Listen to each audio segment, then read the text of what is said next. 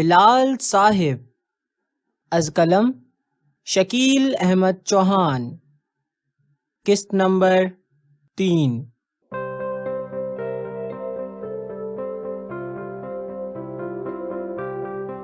کمرے میں gas heater کی وجہ سے اچھی خاصی حرارت موجود تھی۔ جہاں آرا بیگم ہاتھ میں تسبیح لیے توبہ استغفار میں مصروف تھیں۔ دروازہ کھلتا ہے۔ ماں جی آداب، اندر آتے ہوئے جمال رندھاوا نے کہا۔ جہاں آرا بیگم کی آنکھیں روشن ہو جاتی ہیں، وہ اپنی موونگ چیئر سے اٹھنے کی کوشش کرتی ہیں۔ آپ تشریف رکھیں ماں جی۔ جمال رندھاوا آگے بڑھ کر گلے ملتا ہے اور ماں کے قدموں میں کارپیٹ پر کشن کے اوپر بیٹھ جاتا ہے۔ میرا بچہ، ہولے ہولے بالوں اور منہ پر پیار کرتے ہوئے جہاں آرا بیگم نے کہا۔ کب آئے ہو؟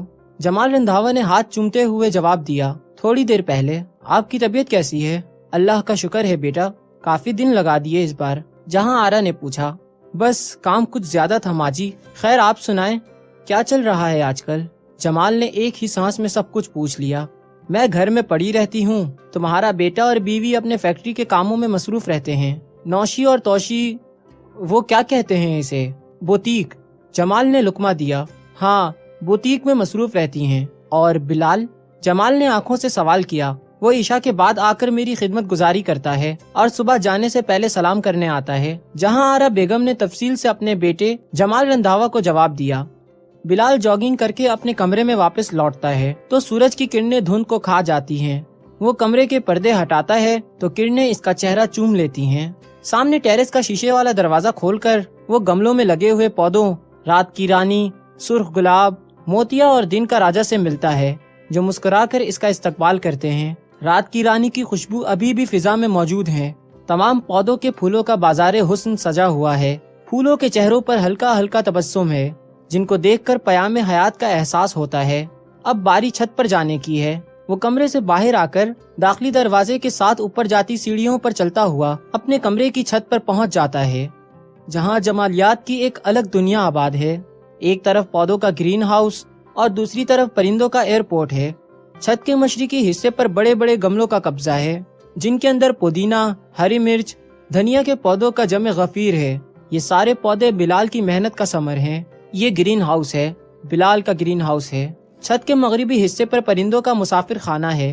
پرندوں کی خاطر مدارت کے لیے مختلف اقسام کا دانہ اور پانی میسر ہے، جو کہ چھوٹی بڑی مٹی کی کنالیوں میں رکھا گیا ہے۔ اکثر مسافر پرندے اس دسترخوان سے پانی پینا اور دانہ چننا عین سعادت سمجھتے ہیں، کیونکہ یہ بلال کا دسترخوان ہے۔ بلال کا یہ معمول تقریباً 14 سال سے ہے۔ وہ ہر روز ان کنالیوں میں دانہ اور پانی ڈالتا ہے اور ہفتے میں ایک بار ان کی صفائی کرتا ہے۔ یہ 2 کنال کا خوبصورت بنگلہ ڈیفنس میں واقع ہے، جو کہ اب جمال رندھاوا کی ملکیت ہے۔ چودھری ارشاد رندھاوا نے کئی سال پہلے اپنے دونوں بچوں جمال اور جمیلہ کے لیے 2 پلاٹ خریدے، جن پر باہمی مشاورت سے یہ خوبصورت بنگلہ تعمیر کیا گیا۔ جمال کے پلاٹ پر یہ بنگلہ بنایا گیا اور ساتھ دوسرے پلاٹ پر ایک خوبصورت چھوٹا سا ڈبل یونٹ تعمیر کیا گیا، جس کو ڈیزائن خود جمیلہ رندھاوا نے کیا تھا۔ اب یہ ایک ہی گھر کا حصہ ہے۔ بنگلہ کے سامنے گھر کا خوبصورت لان ہے اور پچھلی سائڈ پر سرونٹ کوارٹرز ہیں۔ ڈبل یونٹ کے سامنے اب گاڑیوں کا پورچ ہے اور اس سے پہلے گھر کا مین گیٹ ہے۔ مین گیٹ کے بائیں جانب سیکیورٹی گارڈ کا روم ہے۔ یہ بنگلہ جدید فن تعمیر کا ایک دلکش نمونہ ہے۔ بنگلے کے بیرونی حصے پر سرخ گٹکا لگا ہوا ہے، جیسے کوئی دلہن سرخ عروسی لباس پہن کر بیٹھی ہو۔ یہ رندھاوا ہاؤس ہے۔ بڑے سے ڈائننگ ہال میں جمال رندھاوا بڑے سے ڈائننگ ٹیبل پر اخبار پڑھنے میں مصروف تھے۔ باجی غفورہ اور شاہد محمود سخیرہ کچن میں ناشتہ تیار کرنے میں لگے ہوئے تھے۔ ہال کے عقب میں ایک بڑا دلکش کچن واقع ہے۔ اوے شاہد، آج تو بلال بھی ناشتے کے لیے آئے گا، باجی غفورہ نے کہا، جو کہ چائے بنانے میں مصروف تھیں۔ یس بی جی، شاہد نے اس بات میں سر ہلاتے ہوئے جواب دیا۔ اوے فرنگیوں کی اولاد، تجھے کتنی بار سمجھایا ہے، یا باجی بول، نہیں تو سیدھا غفورہ کہہ لے، یہ بی جی مت کہا کر۔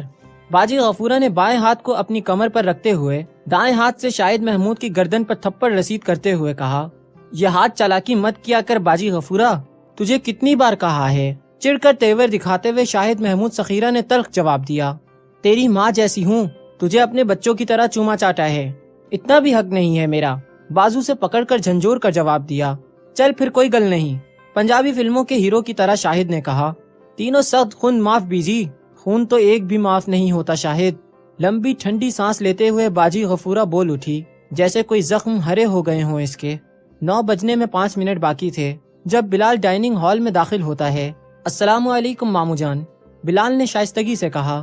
وعلیکم السلام۔ وال کلاک دیکھتے ہوئے، ٹائم کی پابندی کوئی تم سے سیکھے بلال صاحب، گلے لگا کر بلال کا چہرہ اپنے دونوں ہاتھوں میں لے کر کہا۔ اتنے میں جہاں آرا بیگم بھی تشریف لے آتی ہیں، ڈائننگ ٹیبل کے اطراف میں محفل سج جاتی ہے۔ جمال کے دائیں ہاتھ جمال کی بیوی ناہید جمال اور ایک کرسی چھوڑ کر اس کی دونوں بیٹیاں نسیم اور تسلیم یعنی نوشی اور توشی دونوں براجمان ہیں۔ بائیں ہاتھ ایک کرسی خالی ہے جس پر سب کی نظریں ہیں۔ اس گھر کا ولی عہد شعیب جمال عرف شیابی، جمال کا اکلوتا اور بڑا بیٹا۔ جمال لیڈر آف دا ہاؤس ہے۔ اس کے بالکل سامنے اس کی ماں جہاں آرا بیگم تشریف فرما ہے۔ جہاں آرا بیگم کے دائیں ہاتھ ان کا نواسا بلال احمد بیٹھا ناشتہ کر رہا ہے۔ انتہائی سادہ ناشتہ، 2 براؤن بریڈ کے سلائس، 1 انڈے کی سفیدی اور چائے کا پھیکا کپ۔ جمال رندھاوا خاموشی توڑتے ہوئے ناہید جمال سے مخاطب ہوتے ہیں۔ شعیب صاحب کہاں ہیں؟ چائے کا سپ لیتے ہوئے پوچھا۔ اپنے کمرے میں ہوگا، ناہید نے ابرو چڑھاتے ہوئے تیکھی نظروں سے جمال کو دیکھ کر جواب دیا۔ شاہد، شاہد، جمال نے روبدار آواز میں شاہد کو بلایا۔ جی سر۔ شاہد چند سیکنڈ میں پاس کھڑا عرض کر رہا تھا۔ شعیب صاحب کو بلا کر لاؤ، جمال نے دھیرے سے حکم دیا۔ شاہد محمود کے جانے سے پہلے آواز آئی، ہیلو ڈیڈ، ہیلو ایوری بڈی۔ شعیب جمال آ چکا تھا۔ بیٹا آپ 15 منٹ لیٹ ہیں، شعیب کی طرف دیکھتے ہوئے تبسم بھرے لہجے میں کہا، جو کہ ان کے بائیں ہاتھ خالی سیٹ پر بیٹھ چکا تھا